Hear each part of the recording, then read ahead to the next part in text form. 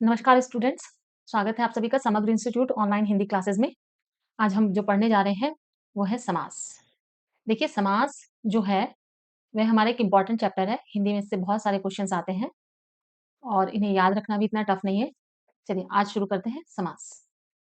समास की सबसे पहले परिभाषा देखते हैं। समास का अर्थ होता है संक्षेप, संक्षेप करना मतलब किसी भी एक लंबे शब्द को जो जहाँ 2-3 शब्द मिले होते हैं, उनको थोड़ा-सा हमें उसकी विभक्ति या कोई चिन्ह ऐसा होता है, अव्यय आदि, योजक चिन्ह ये सब हटाकर हमें उसको संक्षिप्त करना होता है। कम से कम शब्दों में अधिक से अधिक बात प्रकट करना। 2 या 2 से अधिक शब्दों का जो संयोग होता है, वह समास कहलाता है। समास में कम से कम 2 पदों का योग होता है। देखिए, संधि और समास में जो अंतर होता है वो यही होता है कि संधि में वर्णों का योग होता है और समास में पदों का। पद अर्थात शब्द ही होते हैं, लेकिन उन शब्द को हम पद भी कहते हैं जब किसी संज्ञा, सर्वनाम या वाक्य के रूप में उसका परिवर्तन होता है। तो 2 शब्दों का योग होता है। वे 2 या अधिक पद एक हो जाते हैं। इन्हें एक पदीभाव समास कहते हैं। समास में समस्त पद होने वाले पदों का विभक्ति प्रत्यय लुप्त हो जाता है। देखिए विभक्ति या प्रत्यय क्या होता है? लुप्त हो जाता है। समस्त पदों के बीच संधि की स्थिति होने पर संधि अवश्य होती है। यह नियम संस्कृत तत्सम में अत्यावश्यक है। मतलब यह देखिए जो अत्यावश्यक है, वह भी एक तरीके से अत्यावश्यक। यहाँ पर देखिए ये अति एक पद है और आवश्यक एक अन्य पद है। इन दोनों को मिलाकर संधि भी हुई है और समास भी हुआ है। नेक्स्ट चलते हैं। संधि और समास में अंतर। देखिए संधि और समास में अंतर होता है। समास में 2 पदों का योग होता है। पद मतलब शब्द, किंतु संधि में वर्णों का योग होता है। देखिए वर्ण मतलब जब हम संधि करते हैं, यहाँ पे एक एग्जांपल ले लेते हैं, विद्या आलय। आप देख सकते हैं कि यहाँ पर ये अंतिम वर्ण और यहाँ पे प्रथम वर्ण, इन दोनों वर्णों का ही जो मिलन होगा। बाकी पद से, बाकी शब्द से हमें कोई इतना अंतर नहीं पड़ता है। ठीक है? तो संधि में वर्णों का मिलन होता है और समास में पदों का। समास में पदों के प्रत्यय समाप्त कर दिए जाते हैं, संधि में वर्णों के मेल से विकार उत्पन्न होता है। तो देखिए जैसे छोटी ई और छोटी ई होगा तो मिलकर बड़ी ई बन जाएगा। संधि को तोड़ने को तो विच्छेद कहते हैं, लेकिन समास को जब हम विग्रह करते हैं, समास को हम तोड़ते नहीं, हम ना तो विच्छेद करते हैं, हम समास को क्या करते हैं? विग्रह करते हैं। ये क्वेश्चन्स पेपर में आता है कि संधि को यदि विच्छेद कहा जाता है तोड़ने को, तो समास को क्या कहा जाएगा? तो समास को कहा जाएगा विग्रह। नेक्स्ट चलते हैं। समास के प्रकार। देखिए समास के प्रकार जो है वो सीधे-सीधे जो होते हैं मतलब सिंपल लैंग्वेज में होता है वो होता है पहला होता है अव्ययी भाव समास, दूसरा तत्पुरुष समास, तीसरा कर्मधारय समास, चौथा द्विगु समास, पाँचवा द्वंद्व समास और छठा बहुव्रीहि समास। इनको याद रखने का बहुत आसान तरीका है, वह ये कि जो अव्ययी भाव समास होता है, वहाँ पर अव्यय होते हैं। वहाँ पर शब्द कौन-से होते हैं? अव्यय। जैसे कि यथा, प्रति इस प्रकार के अव्यय होते हैं। और दूसरा पद उससे जुड़ा हुआ, जैसे प्रति से जुड़ा हुआ दिन, ठीक है? या फिर जैसे कह सकते हैं जन्म,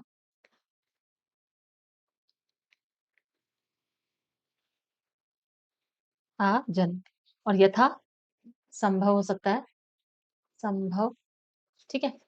अब नेक्स्ट देखते हैं। अव्ययी भाव समास में देखिएगा कि अव्यय जो शब्द होंगे, प्रथम पद अब आगे हम एक्सप्लेन करेंगे और अच्छे से। फिर तत्पुरुष में जो होगा, जो पहले और दूसरे पद होंगे, उसमें दूसरा पद जो होगा वो प्रधान होगा। कर्मधारय में विशेषण विशेष्य होते हैं, द्विगु में संख्या होती है। द्विगु में क्या होता है? संख्या होती है। जैसे कि तिराहा, तिराहा मतलब 3 राहें। तो आप देखते हैं यहाँ पर ये गिनती आ गई। या जैसे होता है, जैसे द्विगु में मतलब हमेशा गिनती आएँगी, जैसे त्रिभुज है, चौपाई है, चारपाई है, सभी को आप समझ सकते हैं कि वो द्वंद में जो होता है, द्वंद में दोनों पद प्रधान होते हैं, जैसे माता व पिता। तो देखिए ये दोनों ही पद प्रधान है, ऐसा नहीं होगा कि हम इसको प्रधानता दें या इनको प्रधानता दें, दोनों पद प्रधान हैं। बहुव्रीहि में क्या होता है कि सपोज़ एक अक्षर है गजानन, तो गज और आनंद 2 शब्द हैं, लेकिन दोनों ही मिलकर किसी तीसरे अन्य शब्द को बनाएँ। तीसरा शब्द हमारा बनेगा गणेश, तो वहाँ पर हमारा एक तरीके से बहुव्रीहि समास होगा। गजानन जो है वो रूढ़ होना चाहिए। रूढ़ शब्द का मतलब हमने पढ़े थे, रूढ़ वो होते हैं जो किसी एक अन्य शब्द के लिए रूढ़ हो जाते हैं। वह उसके अलावा किसी और के लिए प्रयुक्त नहीं किए जाते। देखिए गजानन को जब हम विग्रह करते हैं तो गजानन मतलब हाथी जैसा सर, लेकिन हम यहाँ पर बात कर रहे हैं गणेश भगवान जी। चलिए आगे बढ़ते हैं। समास के भेद। देखिए यहाँ पर एक डिटेल भेद बताया है, क्योंकि कई बार क्या होता है कि हम समास को ना समझ तो रहे होते हैं, हम उसका क्लासिफिकेशन भी कर सकते हैं। लेकिन क्या होता है कि वहाँ पर कुछ और भी ऐसे शब्द होते हैं जो मिक्स हो रहे होते हैं। जैसे ऐसा लगता है कई बार लगता है कर्मधारय आप हम उसको बहुव्रीहि में भी डाल सकते हैं और कर्मधारय तो है ही वो। तो यहाँ के कन्फ्यूज़न को दूर करने के लिए आप ये चार्ट देख सकते हैं, जो अव्ययी भाव समास होता है उसका कोई भेद नहीं होता। तत्पुरुष के काफ़ी सारे भेद होते हैं। तत्पुरुष के 2 मुख्य भेद हैं, व्याधिकरण तत्पुरुष और समानाधिकरण तत्पुरुष। और फिर जो व्याधिकरण है, इसमें हमारे जो कारक चिन्ह होते हैं, कारक चिन्ह आप सभी को मालूम होगा, कर्ता, कर्म, करण, संप्रदान, अपादान, संबंध, जो ये वाले कारक चिन्ह होते हैं, उन्हीं से कर्ता को छोड़कर बाकी सभी के जो कारक चिन्ह होते हैं, विभक्ति चिन्ह होते हैं, वो तत्पुरुष समास में प्रयोग की जाती है।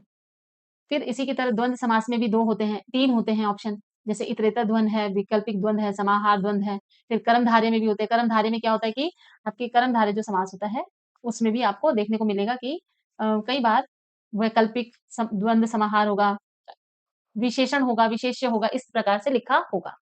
नेक्स्ट चलते हैं।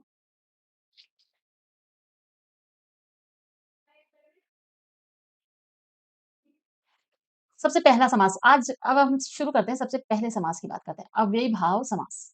इसको याद रखने का सबसे अच्छा तरीका है कि पहला पद जो है अव्यय होता है।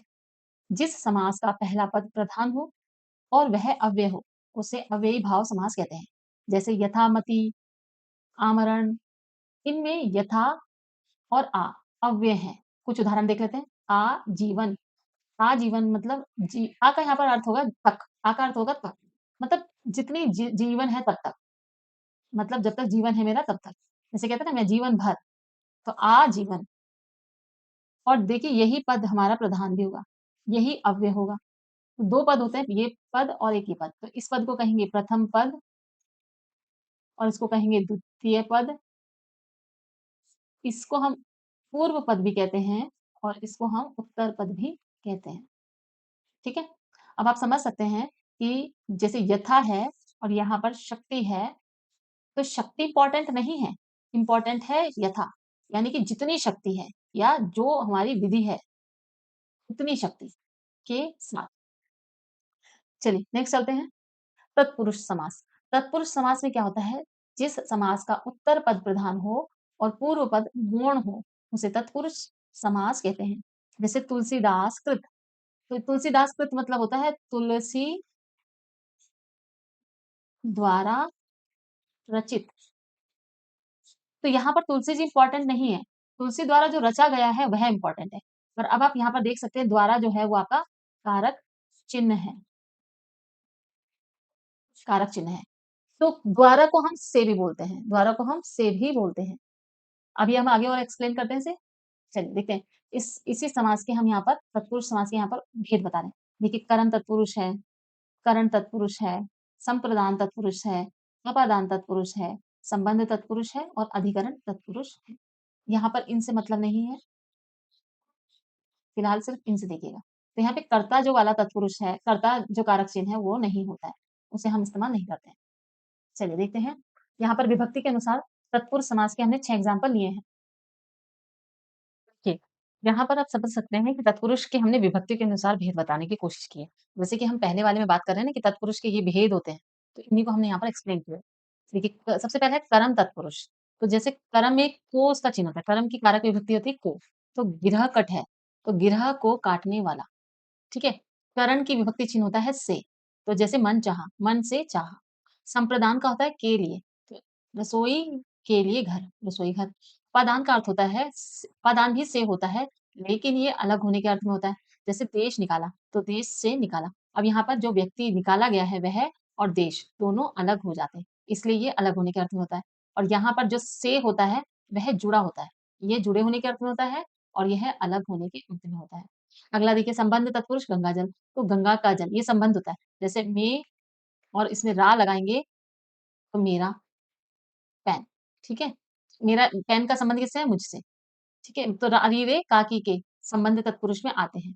फिर है अधिकरण, अधिकरण में आधार की बात होती है, मतलब आपके का बेस, तो नगर में वास, में और पर इसका कारक चिन्ह होता है। कहने का अर्थ है जब कारक चिन्ह आप पढ़ेंगे तो कारक चिन्ह से आप समझ जाएँगे कि कारक चिन्ह का प्रयोग हम तत्पुरुष समास में करते हैं। बहुत ही आसान है, बस आप याद रखिएगा कि तत्पुरुष समास जो होता है उसमें प्रथम पद हमारा उतना इम्पोर्टेंट नहीं होता जितना कि द्वितीय पद इम्पोर्टेंट होता है। तो नगर इम्पोर्टेंट नहीं है, जो नगर में वास कर रहा है वह इम्पोर्टेंट है। तो रसोई इम्पोर्टेंट नहीं है, रसोई के लिए बना घर इम्पोर्टेंट है। देश इम्पोर्टेंट नहीं है, इम्पोर्टेंट है निकाला। मतलब इम्पोर्टेंट का मतलब क्या है यहाँ पर कि जिस पे हम विशेष बात कह रहे हैं। तो विशेष बात किसकी कही जा रही है? देश की नहीं कही जा रही, विशेष बात कही जा रही है देश से जो निकाला गया है उसकी। ठीक है? चलिए आगे देखते हैं। कर्म तत्पुरुष, अभी और एक्सप्लेन किया जा रहा है। कर्म तत्पुरुष जो होता है जैसे स्वर्ग को प्राप्त, आप एक इस एग्जांपल से शायद और अच्छे से समझ सकें। स्वर्ग को प्राप्त करने वाला। तो आप देख सकते हैं ना स्वर्ग और प्राप्त, 2 शब्द हैं, तो प्रथम पद इसमें मुख्य नहीं है। मुख्य प्रधानता किसकी है? प्राप्त की। आप खुद ही सोचिए, यदि कोई व्यक्ति जिसको स्वर्ग की प्राप्ति हो जाएगी, तो वह स्वर्ग की प्राप्ति इम्पोर्टेंट हुई कि जिसको प्राप्त हुआ वह इम्पोर्टेंट हुआ। तो इसीलिए तत्पुरुष समास में द्वितीय पद प्रधान होता है, ना कि प्रथम पद। जैसे गृह आगत, तो घर को आया कौन? मेहमान, तो मेहमान हमारे लिए इम्पोर्टेंट होगा। नेक्स्ट चलते हैं, करण तत्पुरुष। अब देखिए इसमें वाक युद्ध है, वाग युद्ध, ठीक है? तो बोलने से यानी कि वाक पटुता से युद्ध। तो युद्ध इम्पोर्टेंट नहीं है, युद्ध किस तरीके से किया जा रहा है वह इम्पोर्टेंट है, ठीक है ना? तो यहाँ पे वाक जो है वो आपका तत्पुरुष हो जाएगा। ऐसे ही इसमें नीति युक्त है, ईश्वर प्रदत्त है, तो देखिए ईश्वर प्रदत्त को देखिए ईश्वर प्रदत्त यानी कि ईश्वर का दिया हुआ। तो जो दिया हुआ प्रसाद है, प्रदत्त मतलब प्रसाद ही होता है, अब वो चाहे कुछ भी हो। ईश्वर यहाँ इम्पोर्टेंट नहीं, इम्पोर्टेंट है जो प्रदत्त है, जो हमें मिला है वह। नेक्स्ट चलते हैं, संप्रदान तत्पुरुष, जैसे कि देशभक्ति। तो देशभक्ति, यहाँ पे देश इम्पोर्टेंट नहीं है, भक्ति इम्पोर्टेंट है। मतलब हमारी भक्ति के लिए क्या विकल्प है? देश के लिए भक्ति। ठीक है? नेक्स्ट चलते हैं। इसमें भी बहुत सारे ऑप्शंस हैं, आप पढ़ सकते हैं, पॉज़ करके पढ़ सकते हैं। विद्यालय, विद्या के लिए घर, कृष्णार्पण, कृष्णा के लिए अर्पण, राह खर्च, राह के लिए खर्च, हथकड़ी, हाथों की कड़ी। नेक्स्ट है अपादान तत्पुरुष। अपादान तत्पुरुष जो होता है उसका भी चिन्ह से होता है, पर अलग होने के अर्थ में होता है, जिसको अलग किया जाए। जैसे कि देखिए दूर आगत, दूर से आया हुआ, तो दूर और जहाँ से वह आया है, सपोज़ कोई दिल्ली से आया है, तो दिल्ली से वह देहरादून आया है, तो देखिए दोनों में डिफरेंस आ गया, दोनों में अंतर आ गया। ये दोनों अलग-अलग हो गए हैं, मतलब आपस से सेपरेट हो गए। ऐसे ही धर्म भ्रष्ट है, तो धर्म से भ्रष्ट होना, देश निकाला, जिस देश से निकाल दिया गया हो, कामचोर जो काम से जी चुराता हो, इस प्रकार। नेक्स्ट है संबंध तत्पुरुष। तो संबंध तत्पुरुष में होता है जिसका संबंध हो किसी कार्य से, जैसे सेनापति, तो सेनापति, तो सेना का पति, इसका संबंध है सेना से। इसी तरह से लक्ष्मीपति, राज-दरबार, ये सब ही संबंध तत्पुरुष के अंतर्गत आएँगे। नेक्स्ट, अधिकरण तत्पुरुष। अधिकरण में हम बात करते हैं में या पर की। जैसे बच्चा, बालक छत पर है, तो वह कहाँ पर है? छत पर। तो यहाँ पे पर होने से वह क्या हो जाएगा? अधिकरण तत्पुरुष हो जाएगा। तो इसी प्रकार हर देख लीजिए गृह प्रवेश, तो घर में प्रवेश, घर में प्रवेश। आप सब देख पा रहे होंगे कि यहाँ पर जहाँ पर भी विभक्ति चिन्हों का प्रयोग किया गया है, उसी वजह से इसको हम कह रहे हैं तत्पुरुष समास। अब कर्मधारय समास की बात करते हैं। कर्मधारय समास क्या होता है? देखिए कर्मधारय समास जो होता है, वह होता है, ये भी एक तत्पुरुष का ही विकल्प होता है।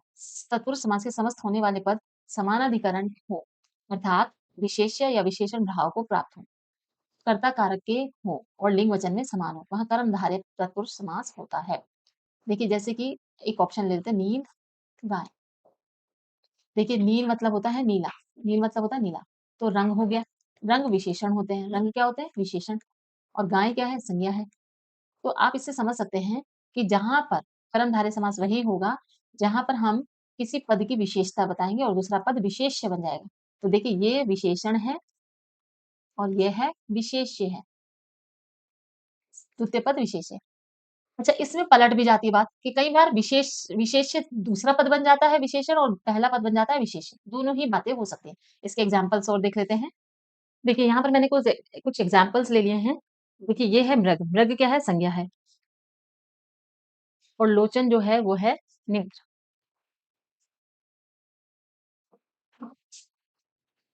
तो वो किसी के नेत्रों की तुलना मृग से कर रहा है, किसी के नेत्रों की तुलना किससे कर रहा है? मृग से। तो यहाँ पर विशेषण कौन हो गया? ये विशेषण हो गया। तो देखिए जो कर्मधारय में है, वो किसी का कर्म, किसी अन्य वस्तु या व्यक्ति का कर्म धारण कर लेता है। कौन? कोई संज्ञा या कोई विशेषण। जब भी किसी वस्तु या व्यक्ति का कर्म धारण करेगा, यानी कि उसके गुण धर्म धारण करेगा, तो वहाँ कर्मधारय समास हो जाता है। अब जैसे ये श्वेतांबर है, तो श्वेत क्या होता है? रंग होता है और सभी रंग क्या होते हैं? विशेषण होते हैं। तो श्वेत अंबर मतलब अंबर कैसा है? श्वेत है, तो ये कर्मधारय में चला गया। चंद्रमुख की बात हो रही है, तो मुख कैसा है? चाँद के समान है, तो ये फिर से विशेषण वाली बात आ गई। तो विशेषण, विशेष्य जहाँ पर होंगे, जहाँ पर किसी वस्तु, व्यक्ति, संज्ञा इत्यादि की विशेषता बताई होगी या किसी विशेषण की भी विशेषता बताई होगी, तो वहाँ पर हमारा कर्मधारय समास होगा। अब जैसे घनश्याम, तो काले बादल, तो काला भी रंग होता है और इसीलिए एक तरीके से कर्मधारय समास में चला जाएगा। देखिए, कर्मधारय और बहुव्रीहि कभी एक जैसे लगते हैं, लगता है कि ये दोनों एक ही हैं। तो मैं आपको इसमें बता देती हूँ, आपको समझा देती हूँ कि इन दोनों में डिफरेंस कैसे करेंगे। जैसे कि आप एक एग्ज़ाम्पल लेते हैं हम, नीलकंठ। अब आप देखिए, यहाँ पर हम इसे जब विग्रह करते हैं, तो विग्रह करने के तरीके से ही उसको कर्मधारय या हम बहुव्रीहि में रखेंगे। तो अगर हम इसे कहते हैं कि नीला कंठ है जो, नीला कंठ है जो, ठीक है? और अब एक और नीलकंठ का एग्ज़ाम्पल ले लेते हैं, नीलकंठ। हम कहें नीला कंठ है जिसका कौन? तो आप देखिए, नील और कंठ दोनों रूढ़ शब्द हैं किसके लिए? शिव के लिए। तो यहाँ पर कौन-सा समास हो जाएगा? बहुव्रीहि। मुझे लगता है आपको समझ में आ गया होगा कि एक उसके विग्रह करने के तरीके से ही हम उसे नीलकंठ को बहुव्रीहि में भी ले जा सकते हैं और कर्मधारय में भी ले जा सकते हैं। बस हमें ये ध्यान रखना होगा कि हम उसकी विशेषता बता रहे हैं या फिर हम उसका रूढ़, वह किसके लिए रूढ़ है उसके बारे में बता रहे हैं। नेक्स्ट चलते हैं, द्विगु समास। सबसे आसान समास होता है। यह इतना आसान है कि यहाँ पर बस गिनती होनी चाहिए, मतलब कि संख्या होनी चाहिए। द्विगु मतलब संख्या, और संख्या भी कैसी? जो 2 से 2 या 2 से अधिक हो या अधिक हो। मतलब जब द्विगु देखिए, द्विगु का मतलब भी वही होता है, 2 या 2 से अधिक।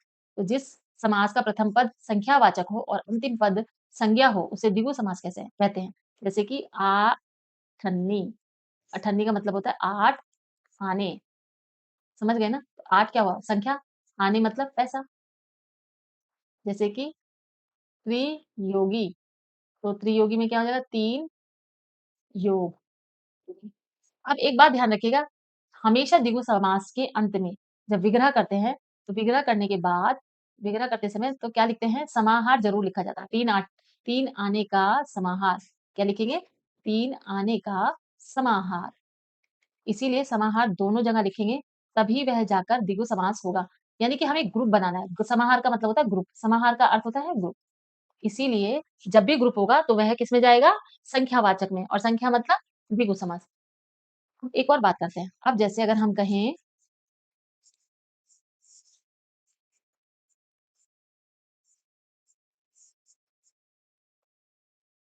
अब देखिए आप कहेंगे ना कि किस तरीके से हम इसको उसमें, अब यहाँ पर एक एग्जांपल लेते हैं, त्रिदेव। तो अगर मैं कहूँ 3 देवों का समूह, ये सिर्फ एग्जांपल लिया जा रहा है, इसको एग्जांपल की तरह ही समझिएगा। समूह या समाहार, तो यह जाएगा द्विगु समास में। किसमें जाएगा? द्विगु में। पर अगर मैं कहूँ त्रिदेव, 3 देवता कौन? तो आंसर मिलेगा ब्रह्मा, विष्णु, महेश। तो इसीलिए किसमें चला जाएगा ये? रूढ़ हो जाएगा और बहुव्रीहि में चला जाएगा। तो क्योंकि द्विगु जो समास है वह भी बहुव्रीहि में जाता है कई बार, जैसे दशानन है, दशानन। तो दशानन रावण के लिए रूढ़ है। मतलब जो शब्द रूढ़ होगा किसी के लिए वह वहां जा सकता है। अब दशानन 10 आनन, मतलब 10 सिर। तो भई ये संख्यावाचक भी तो हुआ, लेकिन संख्यावाचक तभी तक है जब वो समाहार में है। लेकिन अगर उसे कहा जाएगा दशानन कौन? तो अगर आंसर मिलता है रावण, तो वह बहुव्रीहि में चला जाएगा। नेक्स्ट चलते हैं। नेक्स्ट है द्वंद्व समास। देखिए, द्वंद्व को वर्तनी संशोधन में भी आता है, तो द्वंद्व को व आधा यहाँ पर नीचे दोनों में व लगा होता है, ठीक है? इस प्रकार भी लिखते हैं। दोनों तरीके से लिखा जा सकता है, ये भी ठीक है और ये भी ठीक है। द्वंद्व समास में सभी पद प्रधान होते हैं। मतलब द्वंद्व में क्या होगा? दोनों पद प्रधान होंगे। द्वंद्व तत्पुरुष से बने पदों का लिंग अंतिम शब्द के अनुसार होता है। द्वंद्व समास के 3 भेद होते हैं, इतरेतर द्वंद्व, समाहार द्वंद्व, वैकल्पिक द्वंद्व। ये किस प्रकार होते हैं देखिए। सबसे पहले एग्जाम्पल लेते हैं इतरेतर द्वंद्व का। वह द्वंद्व जिसमें और से सभी पद जुड़े होते हैं या पृथक-पृथक अस्तित्व रखते हैं। जैसे कि देखिए, राम और लक्ष्मण, लक्ष्मण। आप समझ सकते हैं ना कि राम भी इम्पोर्टेंट है, लक्ष्मण भी इम्पोर्टेंट है। दोनों में द्वंद्वता है। द्वंद्वता का मतलब होता है दोनों बराबर हैं, कोई कम या ज़्यादा नहीं है। ठीक है? इसी प्रकार भाई-बहन, देश-विदेश, माता-पिता इत्यादि। इतरेतर द्वंद्व है। इतरेतर मतलब या तो ये, यानी कि और। नेक्स्ट चलते हैं समाहार। समाहार का अर्थ होता है समूह। जब द्वंद्व समास के दोनों पद समुच्चय बोधक से जुड़े होते हैं, समुच्चय बोधक चिन्ह होता है जैसे और, या, अथवा आदि। पृथक-पृथक अस्तित्व ना रखें बल्कि समूह का बोध कराएँ, तब वहाँ समाहार द्वंद्व कहलाता है। जैसे दाल-रोटी, अब इन्हें दाल अकेले या रोटी अकेले नहीं खा सकते, एक साथ खाएँगे, तो ये दोनों का एक तरीके से ग्रुप है। रुपया-पैसा ये भी ग्रुप है, कहा-सुनी ये भी ग्रुप है, गाय-भैंस ये भी ग्रुप है। तो यहाँ पर ये दोनों ही चीज़ें हमारी इम्पोर्टेंट भी है और साथ ही साथ ये ग्रुप वाला द्वंद्व भी है। ठीक है? बगल में इनके झगड़ा भी इनका वो अर्थ भी लिखा हुआ है, वह भी आप देख सकते हैं। नेक्स्ट चलिए, वैकल्पिक द्वंद्व। वैकल्पिक में अपोज़िट भी होता है, वैकल्पिक में विकल्प होता है या फिर विपरीत होते हैं। तो वैकल्पिक द्वंद्व में जैसे भला, उसका उल्टा क्या होगा? बुरा। तो भला या बुरा, छोटा या बड़ा, पाप या पुण्य, ऊँच या नीच, गोरा या काला, अच्छा बुरा।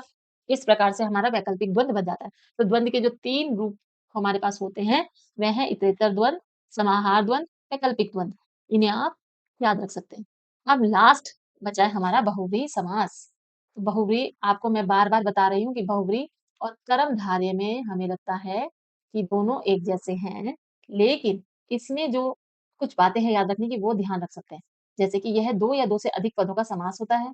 इसका विग्रह शब्दात्मक या पदात्मक ना होकर वाक्यात्मक होता है। पूरा एक सेंटेंस बनता है। इसमें अधिकतर पूर्व पद कर्ता कारक होता है या विशेषण होता है। इस समास से बने पद विशेषण होते हैं, अतः उनका लिंग विशेष्य के अनुसार होता है और रूढ़ होता है। ये खास बात है याद रखने की। इसमें अन्य पद प्रधान होगा। मतलब दोनों पद जो होंगे, वो दोनों ही पद किसी तीसरे की बात करेंगे। तो वह जो तीसरा बनेगा, वह प्रधान होगा। और समास का विग्रह में कौन का अंत किया जाता है, कौन। जिस प्रकार मैंने नीलकंठ का ऑप्शन आपको दिया था कि नीलकंठ है जिसका कौन। तो देखिए पूरा एक वाक्य बना ना, पूरा एक वाक्य बना और आंसर भी मिलेगा। तो आंसर कौन है? शिव। जब आंसर मिल गया तो यानी कि अर्थात यहाँ पर बहुव्रीहि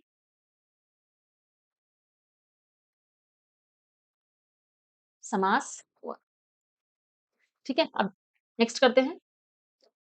देखिए यहाँ पर कितने सारे बहुव्रीहि समास है। व्रजद्रेह, तो वज्र है देह जिसकी कौन। अब सभी में कौन लगता जाएगा, सभी में कौन लगेगा। कल हमने कल हम सब ने अ, एक विराम चिन्ह पढ़े थे, तो ये विराम चिन्ह याद आया किसी को? अगर ये याद आता है तो आप कमेंट बॉक्स में इसके बारे में लिख सकते हैं कि इस विराम चिन्ह का क्या नाम था। तो वज्रदेह किसकी है वज्रदेह? अगर आंसर मिलता है तो हमारा नाम तो ऋषि थे एक दधीची ऋषि थे एक।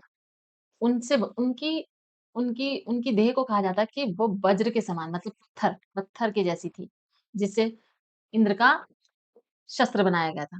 तो यह इनके लिए रूढ़ है। वज्रदेह किसके लिए रूढ़ है? ऋषि दधीचि के लिए।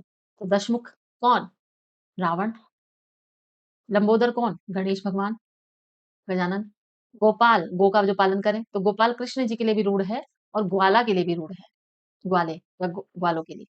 शूलपाणी, जिनके हाथ में शूल है, कौन है वो? त्रिशूल, विष्णु जी अगेन। वीणापाणी सरस्वती, माँ सरस्वती के लिए है। चंद्रभाल शिव के लिए है।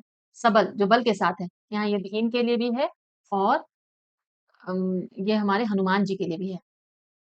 सपरिवार परिवार के साथ, यहाँ पर ये अलग प्रकार का बहुव्रीहि है। सदेह देह के साथ, सचेत चेतना के साथ, मुक्का-मुक्की यानी कि मुक्का-मुक्की, ये लड़ाई के बारे में बता रहा है। लाठा-लाठी, लाठी-लाठी लड़ाई, बाता-बाती लड़ाई, डांडा-डांडी, डंडे-डंडे से लड़ाई, बेरहम जिसमें नहीं है रहम, बेरहम, निर्जन नहीं है जन जहाँ। तो देखिए ये सभी के सभी अगर इनमें पीछे कौन लगता है, तो ये हर हाल में जाएँगे बहुव्रीहि के साथ, लेकिन यदि नहीं लगता है, तो ये कर्मधारय में भी जा सकते हैं और द्विगु समास में भी जा सकते हैं। चलिए नेक्स्ट करते हैं। ओके, अब हमारे पीवाईक्यूज़ आ गए। क्वेश्चन आंसर करते हैं।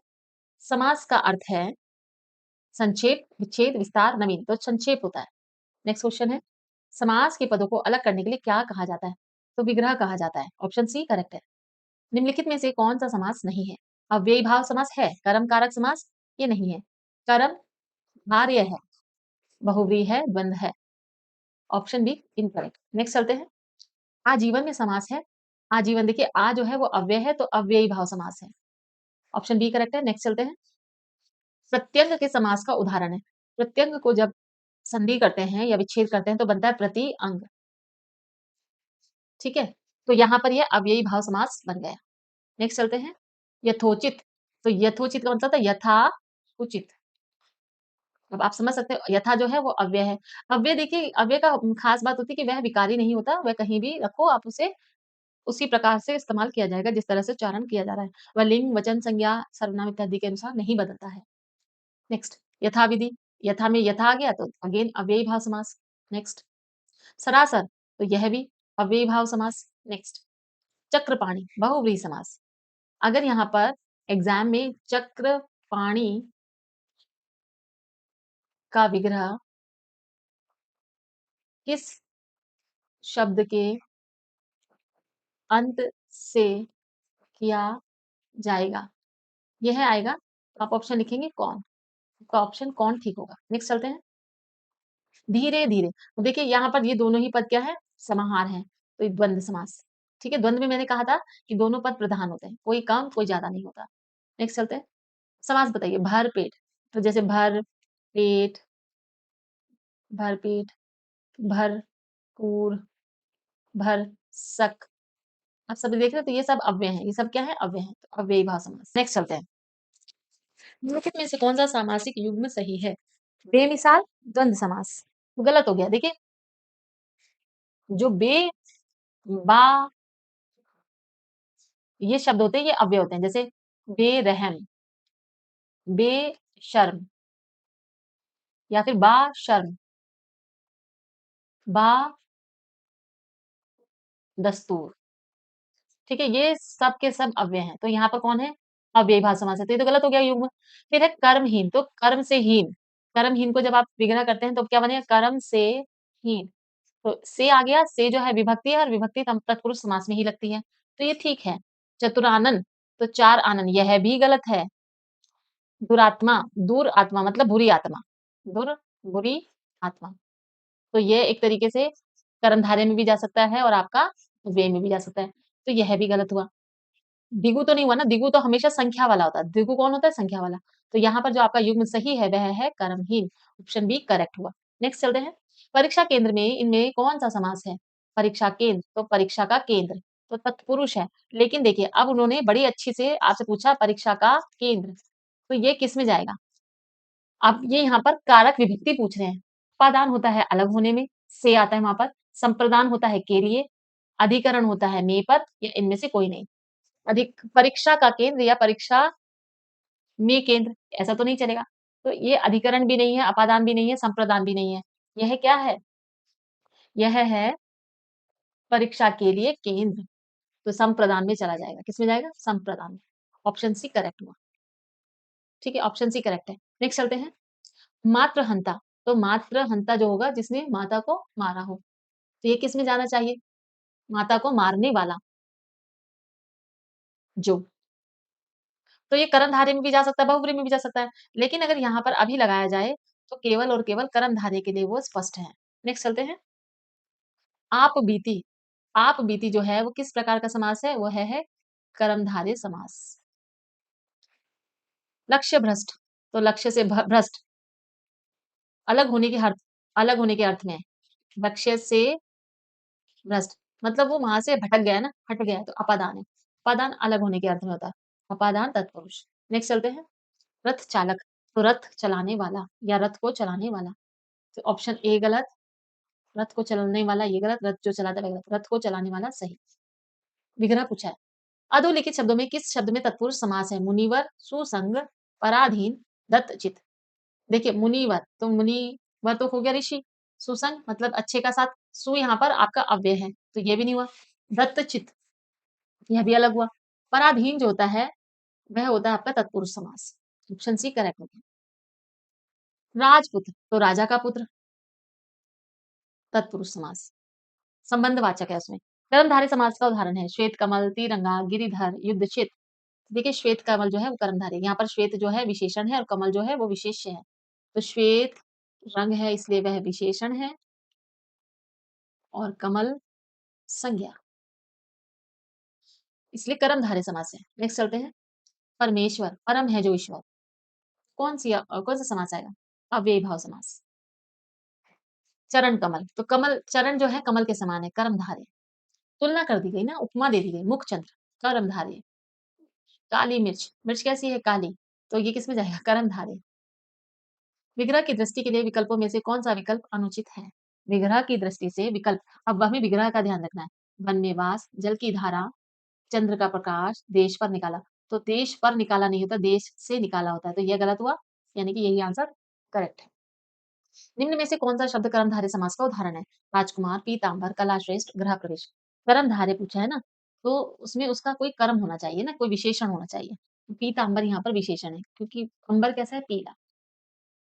कला श्रेष्ठ कला में श्रेष्ठ हो जाएगा, राजकुमार राजा का कुमार और गृह प्रवेश घर में प्रवेश, ये सभी तत्पुरुष हैं। नेक्स्ट चलते हैं। जिस समास में प्रथम पद संख्यावाची हो, अंतिम पद संज्ञा हो, वह द्विगु कहलाएगा। केवल और केवल द्विगु। नेक्स्ट, निम्नलिखित वाक्य में उस विकल्प का चयन कीजिए जो दिए गए समस्त पद के सही द्विगु समास का विकल्प है। तो द्विगु समास का विकल्प सही है। मैंने आपको बताया था द्विगु समास को करते समय समाहार या समूह से किया जाता है। देखिए, यदि जब एक्सप्लेनेशंस को आप अच्छे से पढ़ेंगे, तभी आप एम एमसीक्यूज़ कर सकते हैं। पीवाईक्यूज़ तभी अच्छे से करेंगे जब आप एक्सप्लेनेशंस ढंग से सुनते हैं तो। नेक्स्ट चलते हैं। कोना, अठकोना मतलब 8 कोने और 8 जो है संख्या है। संख्या किसमें जाएगी? द्वंद्व समास में।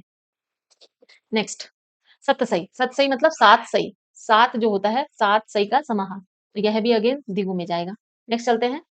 शतांश, अब देखिए 7 शतांश होता है ये 100 की बात करता है, संख्या की, तो यह भी जाएगा द्विगु में, द्विगु समास में।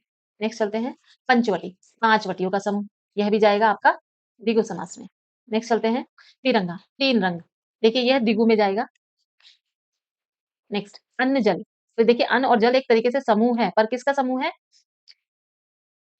बहुव्रीहि का, सॉरी द्वंद्व का समूह है, क्योंकि अन्न और जल दोनों एक साथ चलते हैं, पर ये दोनों के एक दूसरे के बिना कोई वो नहीं है, मतलब अन्न अकेले कुछ नहीं है, जल अकेले कुछ नहीं है, दोनों के अंदर द्वंद्व की प्रधानता, दोनों पद प्रधान है। जहाँ दोनों पद प्रधान होते हैं, वहाँ द्वंद्व समास होता है। नेक्स्ट चलिए, द्वंद्व समास में कौन-सा पद प्रधान होता है? दोनों पद प्रधान होते हैं। नेक्स्ट, गौरी शंकर द्वंद्व समास, देखिए गौरी भी इम्पोर्टेंट है और शंकर भी इम्पोर्टेंट है। आप किसी को कम या ज़्यादा नहीं आँक सकते हैं। द्वंद्व समास में कौन-सा पद प्रधान होता है? दोबारा से आ गया ये क्वेश्चन, दोनों पद प्रधान होते हैं। द्वंद्व समास में दोनों खंड समान हो, कोई प्रधान या गौड़ ना हो, जिस समास में दोनों खंड समान हो, कोई प्रधान या गौड़ ना हो, कौन-सा समास होता है? तो द्वंद्व समास होता है। बी, द्वंद्व समास है लंबोदर, अंधकूप, शरणागत, नर-नारी। तो नर और नारी, निम्नलिखित विकल्पों में से उस विकल्प का चयन करें जो बहुव्रीहि समास के विग्रह का सही विकल्प है। नहीं है दया उसमें, तो दयाहीन।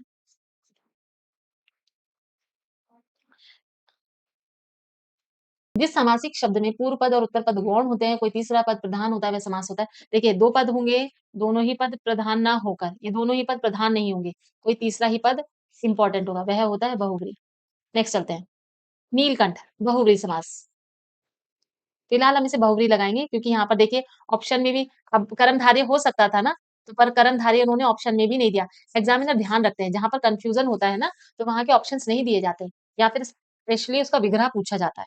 नेक्स्ट, जिस समास में दोनों पदों के मध्यम में एक विशेष यानी तीसरे अर्थ का बोध हो, वह किस प्रकार का समास होता है? बहुव्रीहि। अब देखिए सूची मिलन करनी है। विदेश गमन, तो विदेश को गमन, तत्पुरुष। क्योंकि वो को आया ना विभक्ति आ गई, गिरिधर, तो गिर को धर करने वाला मतलब कौन है गिरिधर? बहुव्रीहि, कृष्ण जी हैं।